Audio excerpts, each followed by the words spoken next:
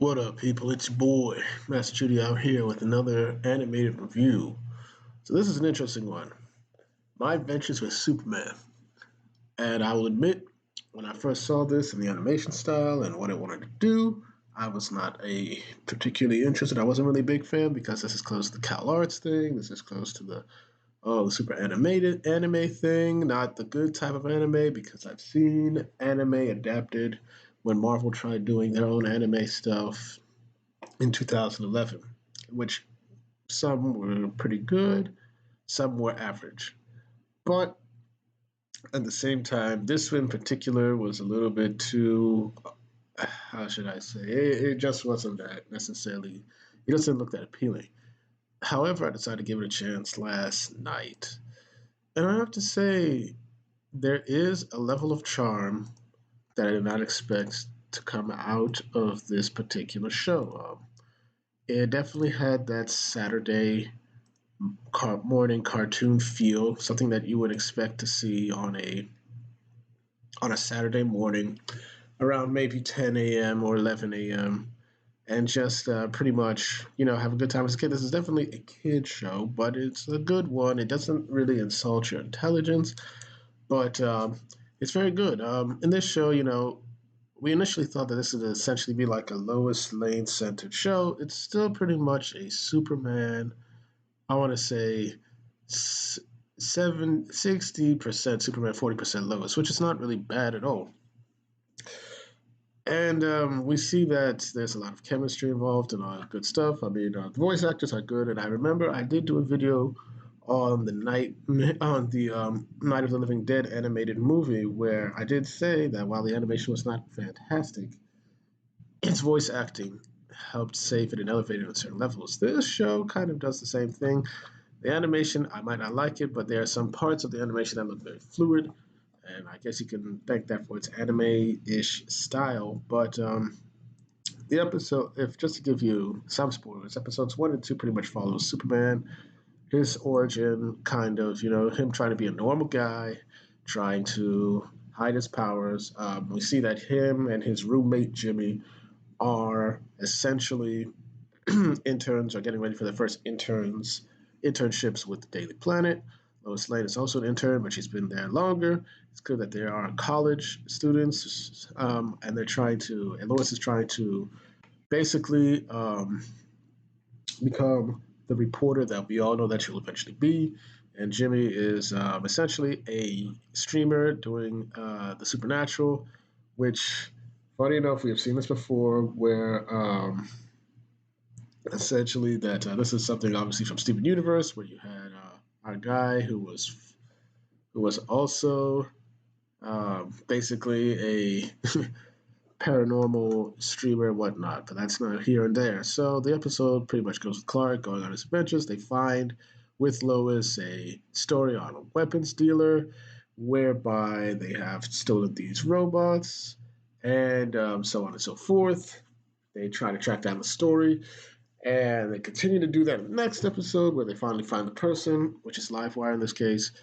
And Superman pretty much accepts, finds out his history, goes back to the spaceship, unlocks his core memories, and becomes who he's meant to be. And that's pretty much it. Your own Superman story as well. Now, there's some things I'd like to get into. Start off with how I would rate the certain things, the animation, the voice acting characters, and the narrative, basically. With the animation, I admit when I watched it, it wasn't. I'm still not really sold on the animation. Maybe it'll get better as the show moves on, but it is not as bad as the Night of the Living Dead animation, and it moves smooth in some areas. Um, I don't like how most of them are animated. I think they all. I mean, I guess Lois is the one that looks the best, but wasn't a fan of how Livewire looked. Wasn't a fan of how Slade looked because Slade is in this. Deathstroke is in this as well. The Ma Kent look very good, so I can't really deny them that. Superman looks okay. He looks okay. His transformation though into Superman, giving him the Sailor Moon-esque thing. No, but I'm glad that they kind of rectified that, where Ma Kent made her own version of the suit and gave it to Clark. So hopefully we won't have to see the Morphin Sailor Moon esque type of thing again. Um, Jimmy reminds me of Norval in terms of look and almost in terms of voice acting, but he wasn't as annoying as Norval, who was the least annoying thing about the Velma show. So um, there we go. So we'll get into the voice acting of the characters. Jack Quaid, the guy from The Boys, um, pretty good. Um, really enjoyed. I guess I really liked this Clark. He really captures the young college Clark. You know, the very good guy. You know, I'm always going to tell the truth. Yada yada yada. The Boy Scout, basically, as a college student, translated into that. Really enjoyed that. I think Quaid did a great job, and Clark was likable. He was nice. He definitely catches the essence of trying to do good. So definitely like Superman in this. Definitely like Jack Quaid voicing him. Alice Lee as Lois Lane definitely captures um, probably a young, very, very, very ambitious Lois. She's always on the case. She's trying to get the story no matter what. So it's clear that she's not necessarily. I don't want to say that she's unethical, but she takes definitely more risks because obviously she's young and she wants that opportunity, and so that's what she wants to do, basically. So I really liked her as well, especially her and Clark having mutual feelings for each other already that early, as opposed to Clark falling for her, but Lois kind of taking her time and more attracted to Superman as opposed to Clark. So this is a very good, interesting, um, interesting change of pace in terms of that regard with the relationship of Lois and Superman. They both like each other. They both are into each other, and they both have that chemistry. And Lois is very hotshot. She doesn't necessarily try to overshadow um, Clark or Jimmy. It's clear that she has flaws because in the show, Superman calls her out and saying, "Hey, you lied, and you're probably going to cost us our jobs." And she's like saying, "Okay, well, I don't need you." And then when she leaves, she realizes, "Oh God, I was being selfish," and all that type of stuff and all that. So yeah, that's the thing. I really like that as well. Jimmy, yes, they race band Jimmy, but what are they not doing? Almost everybody here is race band. Even Lois looks at it, except for Clark. But Jimmy is not really subservient to Lois, which is another interesting thing. Like Jimmy's like saying, "Okay, hey, we're partners," and Lois is like, "Oh no, we're not partners. I'm technically here. I have seniority, so I'm your boss." But at the end of everything, at the end of episode 2, Jimmy, what I find interesting and what's good for Lois is that, hey, Jimmy says, "Hey, boss, you got it," but she said, "Hey, partner, I got you." So it's clear that they are partners and they have a good relationship. And she does the usual dragging of Jimmy thing, which has been done for decades, where Jimmy's following her. That's a reward. But in those cases, Jimmy was definitely younger than Lois. Jimmy was always that kid, especially in Superman the Animated Series. Throughout the DCAU early on, he was always Lois's sidekick.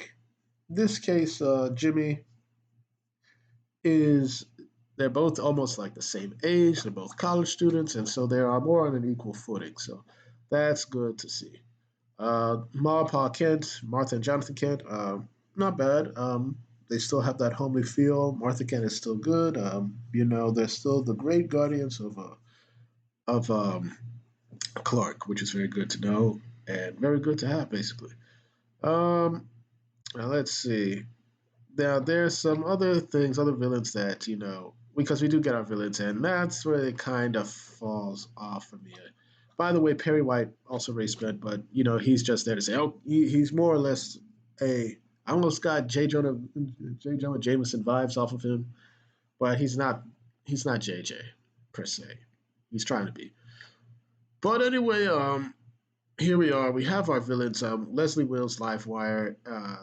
It's a choice in making her an arms and weapons dealer, not the shock jock from the Superman the animated series, who was essentially a Superman basher. In this case, she's a mercenary, and she wears a suit that essentially gives her electrical powers. Though we do see at the end of episode 2 that that essentially we see that the suit kind of, I don't know, fused with her, mess with her DNA, where it doesn't necessarily turn her skin blue, but we can see the blue veins that are going about. So they're not committing to that bit yet, but she was okay. We got Deathstroke, who looked ridiculous, but looked very ridiculous. He's not hard. He seems to be like a rich boy who is special ops, special forces. He hasn't lost his eye. He has some of his hair covering that eye, but he still has not lost his eye. And I will say that they didn't make him necessarily look like a punk. It's just that his design looks kind of wimpish. It's the most weak-looking design of Deathstroke. But it's clear that he's working with Amanda Waller. I don't want to say for because I'm not sure, but he's working with Amanda Waller, who pretty much captures these metahumans as Livewire is captured and is tortured for information, and they are trying to find information about Superman and whatnot. So then we get into the narrative.